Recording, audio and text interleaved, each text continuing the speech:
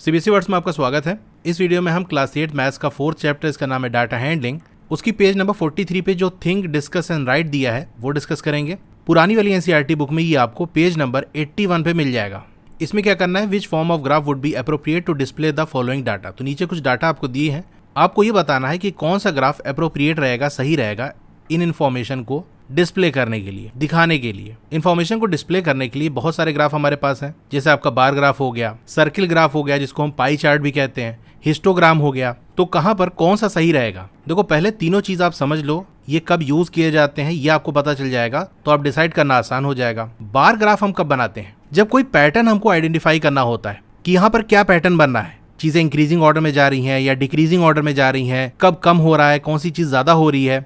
जैसे मान लो आपके मार्क्स हो गए, आपके स्कूल में टेस्ट हुआ, पहले टेस्ट के अंदर आपके जो मार्क्स थे, सेकंड टेस्ट में आपके क्या मार्क्स थे, थर्ड टेस्ट में आपके क्या मार्क्स थे, तो सबको अगर हम बार ग्राफ से शो कर देंगे तो कंपैरिजन में आइडिया लग जाएगा कि पहले कम था अब ज़्यादा हो गया, इंप्रूवमेंट हुआ या इंप्रूवमेंट नहीं हुआ।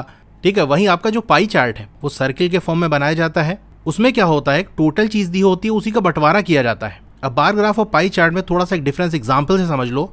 जैसे मान लो क्लास के अंदर 10 स्टूडेंट्स हैं, अब उन 10 स्टूडेंट के कितने मार्क्स आए हैं, मान लो एग्जाम हुआ या किसी सब्जेक्ट का कोई टेस्ट हुआ, तो 100 मार्क्स का मान लो पेपर हुआ, उसमें किसके कितने मार्क्स आए हैं ये इन्फॉर्मेशन आपको दी है। किसी के मान लो 80 आए हैं, किसी के 70 आए हैं, किसी के 65 आए हैं, अलग अलग मार्क्स आए हैं। तो इनको हम बार ग्राफ से शो करेंगे, क्योंकि ऐसा नहीं कि यहाँ पर टोटल कोई चीज़ थी उसको बांटा गया है। भाई एक स्टूडेंट को 100 में से जो मार्क्स मिला है वो उसका है, दूसरे को दूसरे 100 में से अपना मिला है। इस तरह से हर किसी को 100 में से मिला है। ऐसा नहीं कि टोटल मार्क्स 100 थे, उसी में से थोड़ा सा इसको मिल गया, थोड़ा इसको मिल गया, थोड़ा इसको मिल गया, सबको अपना अलग अलग 100 में से मिला है। वहीं मान लो 10 स्टूडेंट हैं और 100 टॉफीज़ हैं। अब इन टॉफीज़ को इन 10 स्टूडेंट में बांटना है, तो इसी 100 में से सबको मिलेगा। मान लो किसी को 20 मिल गया, किसी को 10 मिल गया, किसी को 5 मिल गया, यानी इसी टोटल में से सबको बांटा जा रहा है। लेकिन मार्क्स के केस में सबका अलग था। भाई मुझे अपने 100 में से कितना मिला, बगल वाले को उसके 100 में से कितना मिला, सबको अलग अलग 100 में से मार्क्स मिले हैं।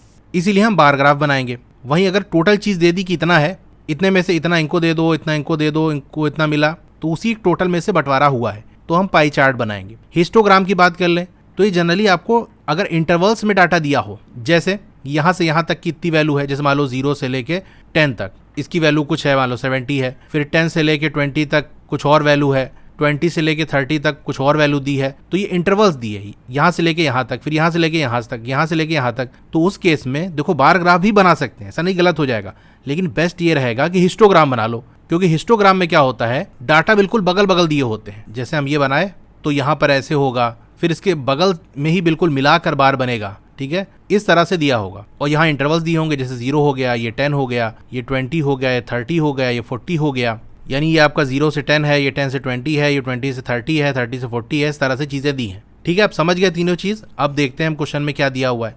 पहला वाला देखो, production of food grains of a state.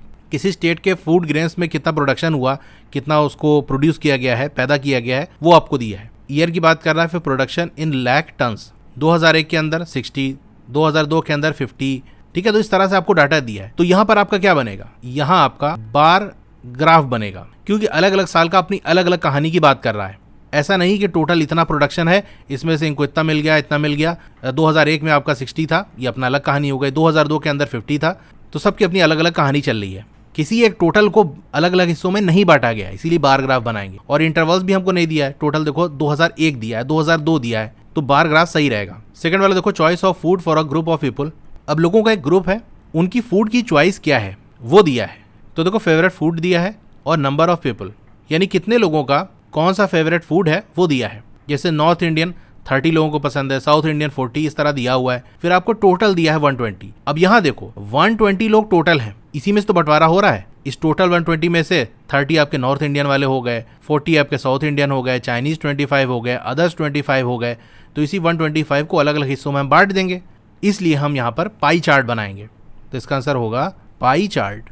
Third वाला देखो, the daily income of group of factory workers. यहाँ जो इन्फॉर्मेशन दी है आपको देखो इंटरवल्स में दी है, 75 से 100, 100 से 125। तो कौन सा सही रहेगा आपका, हिस्टोग्राम। आपको यहाँ बनाकर नहीं शो करना था, बस खाली कौन सा बनेगा ये बताना था। तो ये हमारा हो गया।